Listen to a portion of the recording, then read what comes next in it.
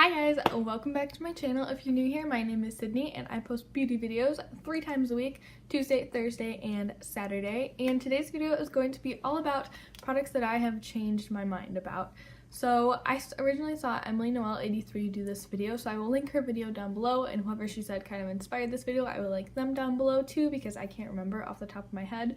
But today I'm just going to talk about some products with you guys that maybe at first I didn't like, or products that I thought I really liked, but upon further trying them out I decided I didn't like. So yeah, let's just hop right into it.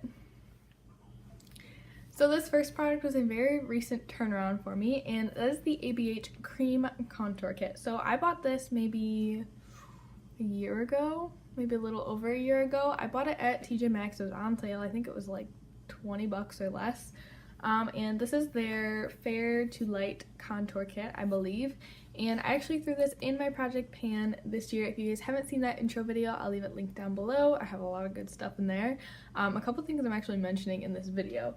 But I decided that I wanted to try to pan this cream contour shade right here because I thought, you know what, this has been in my collection for a while. I don't want it to expire, and I think that I can make these products work. So how I end up actually using this is I add a drop of oil to these creams, which is nothing new. People have been doing this for years with this contour kit to make these creams a little bit more blendable, and I have been loving it so much, you guys. The only thing, and I'm not even sure if it is this, I'm breaking out a lot right now, and I feel like my skin was doing pretty well for a little while there, but then I started to continually use this, and I'm finding that I'm kind of breaking out in like my contour zones and along my jawline, but I'm not breaking out like along my hairline. So I'm not 100% sure this is breaking me out, but it's possible. Leave me a comment down below if you guys have ever had that issue with this cream bronzer contour palette. I couldn't think of what it was called, but as long as it's not breaking me out, I definitely did a 180 on this product. I really didn't like it. I really didn't reach for it before, but I've been loving it so much lately. Next product is the CoverGirl True Blend Matte Made Foundation. I always want to call it Matte Maker Foundation. I'm not sure why, but this is a foundation that I reviewed back in the summer, and I reviewed this foundation. I'm pretty sure I gave it a pretty good review. I gave it like a 7 out of 10. It wasn't bad, but it wasn't like, oh my gosh, this is the best foundation I've ever tried. I love it so much.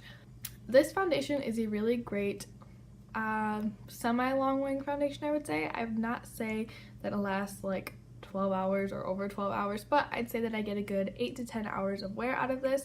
But the reason that I love this foundation so much is that it wears away really nicely. Some super full coverage foundations, like my Maybelline Superstay foundation, when it fades away, it like really settles into my pores right here, so it's like gross in this area, and it's not a pretty situation. But I find that this fades away looking really natural on the skin, and it fades away really nicely. I don't see this fading away on my face and I'm like, ew, I need to go wash my face and get this makeup off.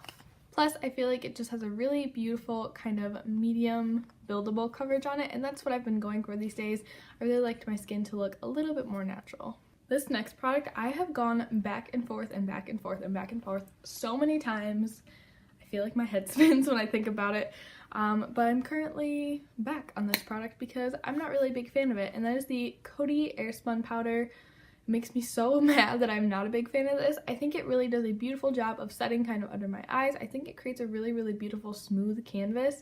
But you guys, this oxidizes on me so bad. It doesn't matter what concealer I use, what technique I'm using, it doesn't work for me. It oxidizes under my eyes, and I'm just really not a big fan of how it sits on the skin on the rest of my face. I really only bought this powder to kind of bake with it, but it's just not really working out great for me in that capacity. So this one is that I'm really not loving. This is my emergency dry shampoo right now. If I run out of the Batiste spray dry shampoo, I just throw a little bit of this in my hair. It's kind of offensively grandma smelling, but it does the job. It works for the day or two that it takes me to get to the store and buy a new dry shampoo. But this is one that I definitely changed my mind on.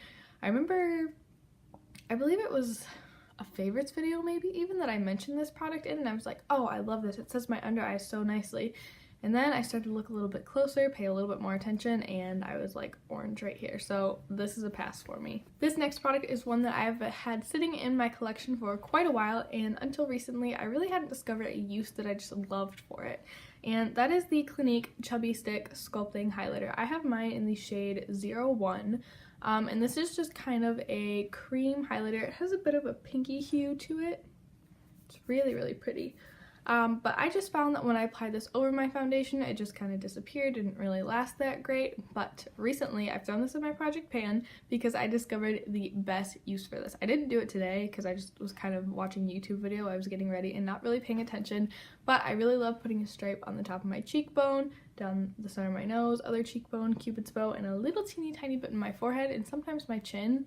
And then I just kind of blend it out with like a flat top kabuki brush, and then I apply my foundation on top, and it gives me the most beautiful dewy finish, but it still keeps my oils at bay because this isn't really a moisturizing product, it's just a luminizing product. So I really, really love it for that. I kind of want to do a glowy skin routine for you guys. I think I'm gonna do that anyways. I'll do like a tutorial or something because I have just found some really great tricks recently that really work great for my combo skin.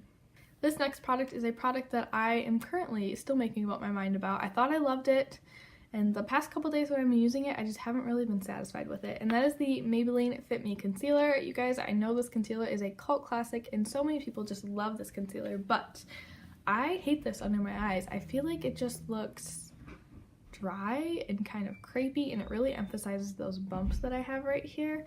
So this is just really not my favorite for under my eyes, but I was loving it for all over the face. I thought it just covered up anything that I needed to cover really nicely and really seamlessly. It didn't look heavy on the skin. It didn't emphasize like dryness around a pimple or everything. But the past couple days when I've tried to apply this over a blemish, as you can see I have one there, a couple on my chin, a couple on this cheek, it's not a good skin day.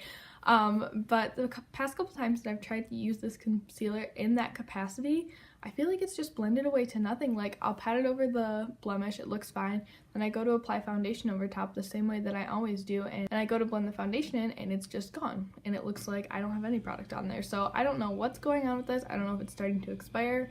I feel like I haven't had it that long, but maybe it was on the shelf for a really long time. I'm not sure. This next product I simply changed my mind about because of the shade, and that is the IT Cosmetics Brow Power Brow Pencil. So technically this is a universal taupe shade. This is not universal. I love the design of this pencil. It has a really awesome like soft spoolie on the other side, and then it has kind of an oval tip to it. So with these universal taupe shades, you're supposed to apply less pressure when you want a lighter shade and then more pressure if you need like a deeper shade, which that works to an extent. But I feel like whenever I fill in my brows, I try to use a light hand, I try to use light pressure, and this just ends up looking really, really dark on my brows. So I really don't reach for this anymore. I know there was a time, probably about a year ago, when I was using this like almost every day to fill in my eyebrows.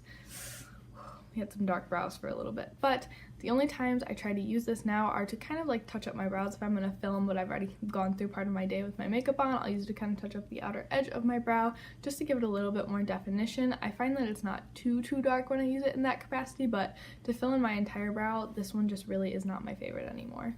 I feel like this next category that I'm going to kind of mention is kind of cheating because it's an entire category of products, but it's just something that I really wanted to throw into this video because I have done a complete 180 on my opinion of these kinds of products, and those are dewy products. So it started with my Dr. Brandt Luminizing Primer. I got this in a BoxyCharm at some point. I think it was 2017. I don't think it was in 2018. I think it was in 2017, and I used it.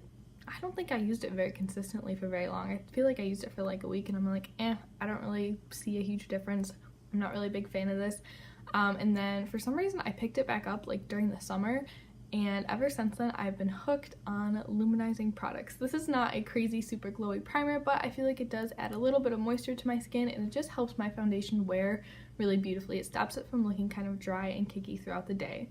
So I don't know why I haven't tried luminizing products before, or moisturizing products, or dewy products, because in the winter I experience pretty dry skin. It's not too bad yet, but it's only January. We still have like 3 more months left of winter here where I live. So yeah, my dryness gets progressively worse as the weather stays colder for longer. But I just wanted to shout out a couple of other dewy products that I've incorporated into my routine in the past couple of months. The first one is a dewy foundation. This one is from Flower Beauty and is their Light Illusion Foundation. I feel like this foundation is gorgeous, you guys. I feel like you could even pull this off if you had oily or combo skin. You just have to really set your face.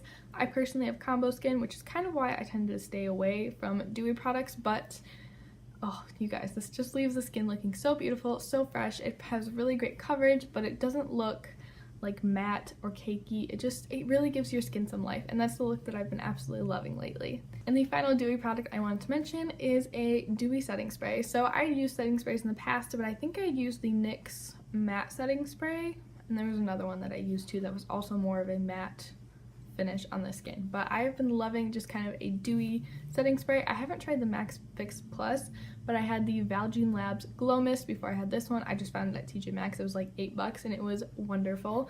And I just tried out this one today. This one is the Pearlescence Rose Water Hydrating Face Mist. This was like $8 at TJ Maxx, just like the other one, and I think it comes with 8 ounces, so it's like $1 an ounce. It's a really good deal. I just feel like this makes such a huge difference. When I was using setting sprays before, I was kind of like, what's all the hype about? Like, I don't really see this doing that much for makeup, but I feel like a dewy setting spray makes all the difference. It really just makes everything melt into the skin, and it just gives my face like a beautiful glow. Yes, I have highlighter on, but you can see like in my forehead, on my nose, kind of on my chin, there's just a luminosity to my skin that just looks healthy and glowy and just pretty. That's actually gonna wrap up this video today, guys. I'm sorry it was a little bit of a shorter one, but I gotta run to class, unfortunately. Just kidding, that's not the last grouping of products or the last product. My class got out in about 20 minutes. It was supposed to be 3 hours long, so I have some unexpected time to kill, so I thought I would add a couple more products to this video because I didn't talk about very many. So the first one that I want to talk about is another setting spray, and that is the Cover FX. I believe this is the illuminating setting spray. I know they have a dewy one now, but this is the illuminating one specifically. So I got this one in a BoxyCharm in 2017. So it must have been like September, October, because I think I got it for my birthday, so it was probably like September, October, November, or October, November, December, or something like that. But I got this setting spray and I used it for a couple months, and I thought, oh, this just gives me beautiful dewy skin. I really like this. Everyone was like, oh, there's sparkle in mine, and I'm like, where's the sparkle? I don't see any sparkle in mine. So I used it for a couple months, and I used it pretty much the entire time that I was at school, and then I moved back home and I started doing my makeup in different lighting, and I saw the glitter, and holy crap, I had been sparkling using the setting spray, using it all over my face, using a generous amount of it all over my face for like 4 months, and I didn't realize that it was like actually sparkly on my face. So I definitely changed my mind about this product. I only really keep it now to kind of wet my brush before I dip them into shadows, or after, you know what I mean. But I don't use this as like an all over face setting spray anymore. I tried it again the other day because I was just like, well, is it really that bad? And the answer is yes, it is that bad. So this is the one that I definitely changed my mind about. This next product I simply changed my mind about because my color preferences are changing. I guess kind of the next one too. But the first one is the Galactic Lip Paint, and I believe this one is in the shade Demure. It's this beautiful kind of rosy brownie shade. It's gorgeous, you guys. This was also another BoxyCharm, not fine, but something I got in a BoxyCharm. Look at that shade. Isn't that beautiful? So for about 6-ish months, I've been getting a little bit more into brown lips. Not that this is straight up brown, but lips with any sort of brown in them. Before that, I was kind of like, it had any brown in it, get it away from me. I don't like it. I don't think it looks good on me, but I've been really into shades kind of like this lately. I just think this is stunning. Ooh, I want to put this on, but I don't need to. But I think this is a beautiful color. I think it's beautiful, especially in the fall and winter months, and I just really love this shade, and I'm really glad that I changed my mind on it because I just did a huge declutter, and if I had not worn it again recently, this probably would have been decluttered. This next product also has to do with my color preferences kind of changing a little bit, and that is the Femme Rosa palette from ColourPop? Wait, I thought this was the She palette. Is it the Femme Rosa palette or the She palette? I've been calling it the She palette, so I hope that's what it's called. But this was a palette in collaboration with Cruce. I don't really know who that is, but she created a beautiful palette with ColourPop. This palette has definitely been out for a little while. It's nothing like brand spanking new, but I just recently got my hands on it because I know that when it came out, I thought, oh, that's a pretty palette, but I never thought of it as a palette that I would get a lot of use out of. Just like, oh, it doesn't have those normal like matte browns that I always go for, and these are too colorful, and now I'm just like, yum, I want to wear these colors on my eyes every single day. I've definitely branched out more into color in the past, I guess maybe just the past year. My makeup preferences have kind of expanded. I expanded my horizons. We're trying some new things. And I just think this is a beautiful palette. Now I look at this palette and I'm like, yeah, this is an everyday palette. I love to wear these tones on my eyes on an everyday basis. And I just think it's stunning, you guys. Oh, I love this palette so much. The final product that I'm going to mention, for real this time, I'm not gonna pop back on here in an hour, is this Wet n Wild fluffy brush. I forgot what this one's actually called. I think it has a different name. It's probably like their powder brush, but this came in that oh, what was it called, like the holiday set that they released this year. I did a full review on it. I think you can probably still find that set in some Walgreens. It's probably super discounted now, and I think it's on wetnwild.com too, so I'll link that down below in case you guys are interested in getting this set. It's probably only like 15 bucks now. Anyways, onto this actual brush. So when I reviewed that set, I said that, oh, this was my new favorite powder brush, and it replaced my old e.l.f. complexion brush, which is broken because the ferrule came off the brush. And while I still think this is a great quality brush, I don't have any qualms about the quality or the functionality of this brush.